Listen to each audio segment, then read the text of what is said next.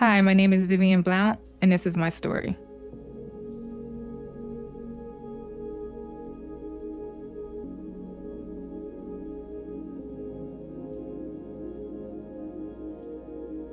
We grew up in New Jersey and also in Pennsylvania.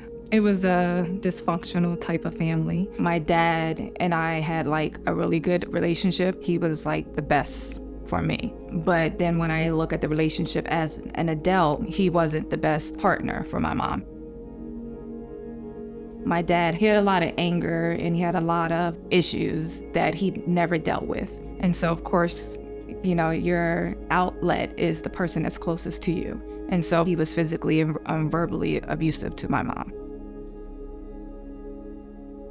At a young age, I was molested. My best friend at the time, she lived with her grandfather. And I went over there and knocked on the door and I asked for her. She wasn't there. Of course, he let me come in and so I'm waiting and then he asked me to, he told me I could sit down, but he asked me to sit on his lap.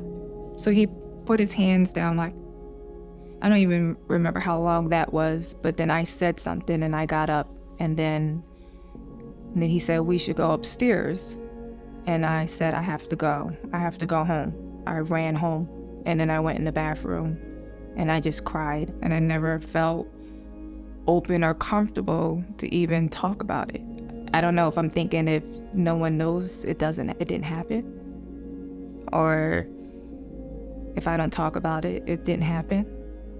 If I don't talk about it, I can't relive it. So it just never really was brought up. I think the relationship with my parents and them being molested, it definitely affected me. I always give a person the benefit of the doubt. I try to give them the benefit of the doubt. I'm always trying to find the good in somebody. They're not a bad person. It's their circumstances. It may be something that they went through and not looking at what we call now red flags.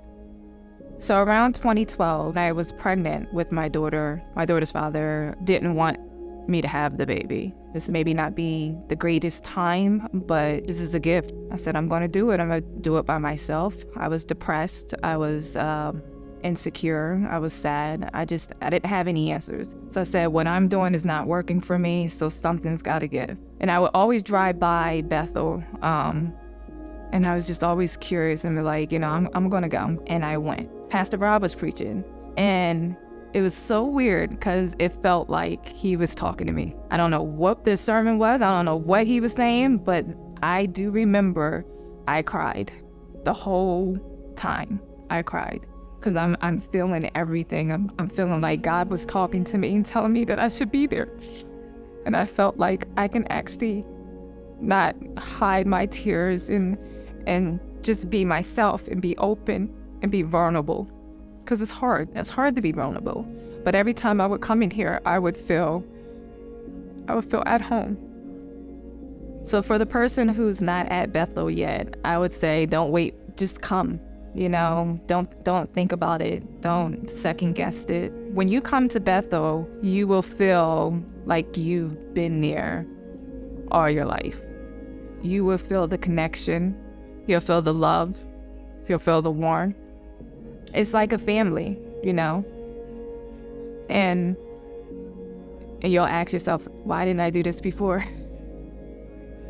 It's definitely a different experience.